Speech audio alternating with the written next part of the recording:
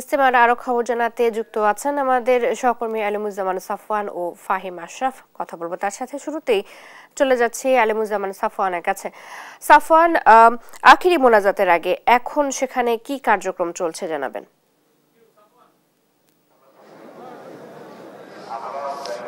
সকাল থেকে কিন্তু আমরা রয়েছি টঙ্গী ইস্তেমার যে তুরাকতীর সেখানে, এবং সকালে আজকের যে আনুষ্ঠানিকতা সেটি শুরু হয়েছে আমবয়ানের মধ্যে দিয়ে, এবং এটি করেছে ভারতের মাওলানা ফারুক সাহেব। এবং এখন কিন্তু ঘড়িতে ঠিক 9টার কিছু বেশি বাজে, এবং আজকে আমরা জানতে পেরেছি যে 9:30টার দিকে এখানে বয়ান করার কথা, হেদায়েতের যে বয়ান সেটি করার কথা রয়েছে।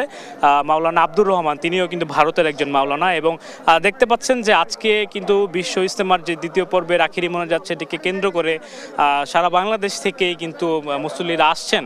এখনও কিন্তু দেখছি আমরা অনেক মুসল্লি কিন্তু এই ইস্তেমার যে প্রবেশ পথে রয়েছে আমরা তুরাক তীরে, সেখান দিয়ে প্রবেশ করছেন, তারা আখিরি মোনাজাতে অংশ নেবেন। সেটি কিন্তু হওয়ার কথা রয়েছে 12টার কিছু পরে, এবং সেটি কিন্তু পরিচালনা করবেন মাওলানা জুবায়ের সাহেব। তো সকাল থেকে তাদের যে আমলগুলোতে সেটি মুসল্লিরা করছেন, এবং খিত্তায় যে তারা বসে যে বয়ানগুলো হচ্ছে সেগুলো কিন্তু তারা শুনছেন। এবং কিছুক্ষণের মধ্যেই আসলে মাইকে আমরা শুনতে পেয়েছি যে হেদায়েতের যে বয়ান সেটি করার কথা রয়েছে ভারতের মাওলানা আব্দুর রহমানের, এবং তিনি যে মুসলমান উম্মার যে হেদায়েতের যে বয়ান সেটি তিনি করবেন, এবং এর মাধ্যমে এখান থেকে অনেক কিছু শিক্ষা নিয়ে তারা আসলে যার নিজ এলাকায় যে ইসলামের দাওয়াত সেটি তারা পৌঁছে দিবেন, এমনটাই আশা করেছেন মুসল্লিরা। তো একজন মুসল্লির সাথে এই মুহূর্তে একটু কথা বলতে চাই। তো আপনারা তো আজকে এসেছেন বিশ্ব ইস্তেমার আখিরি মুনাজাতে অংশ নিতে, তো আজকে এই আল্লাহর কাছে আপনারা মুনাজাতের মাধ্যমে কি চাবেন?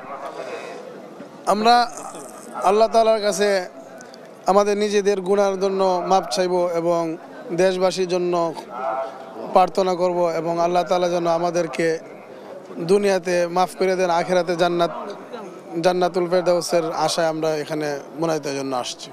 এবার তো দুপর্বে ভাগ হয়েছে মাওলানা জুবায়ের পন্থীদের যে ইস্তেমা, তো লোকজন কিছুটা কম এবং অনেকে স্বাচ্ছন্দ্যে আসলে যে আমল সেগুলো করতে পারছেন, এটা কিভাবে দেখছেন আপনারা? আসলে দুই পর্বে ইস্তেমা হওয়াতে অনেক সুযোগ সুবিধা হয়েছে, যেমন ওযু ইস্তেঞ্জার জন্য, পাক পবিত্রতার জন্য, এরপরে আবার চলাফেরার জন্য এটা অনেক সুবিধা হয়েছে।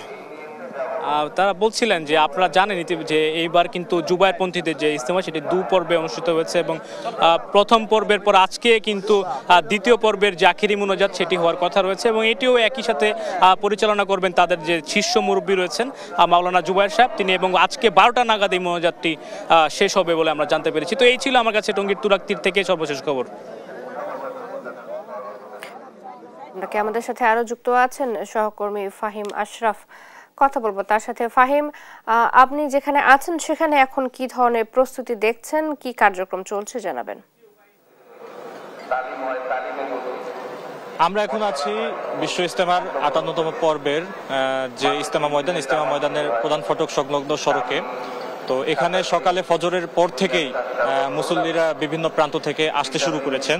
এখন যদি আমি চিত্রটি দেখাই যে এখানে মুসল্লিদের যে একটা ভিড়, বেলা বাড়ার সঙ্গে সঙ্গে মুসল্লিদের এখানে ভিড় বেড়েই চলেছে। এছাড়া খিত্তায় যে ঈমান আকীদার তালিমগুলো সেগুলো সবাই নিচ্ছেন, যে মুরব্বী আছেন তাদের থেকে। এছাড়া আমি আরেকটি কথা জানিয়ে রাখতে চাই যে শেষ দিনের নিরাপত্তা বাড়াতে কঠোর প্রস্তুতি নিচ্ছেন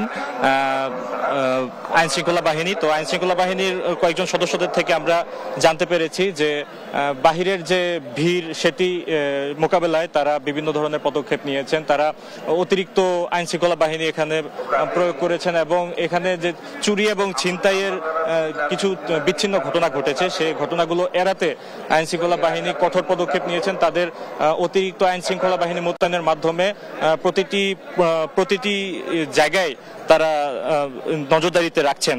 এছাড়া এবছর আমরা জানতে পেরেছি যে 3000-এর বেশি দেশি বিদেশি অতিথি এসেছেন এই ইস্তেমা ময়দানে। এই ছিল আমার কাছ থেকে ইস্তেমা ময়দান থেকে সর্বশেষ। চৈতি।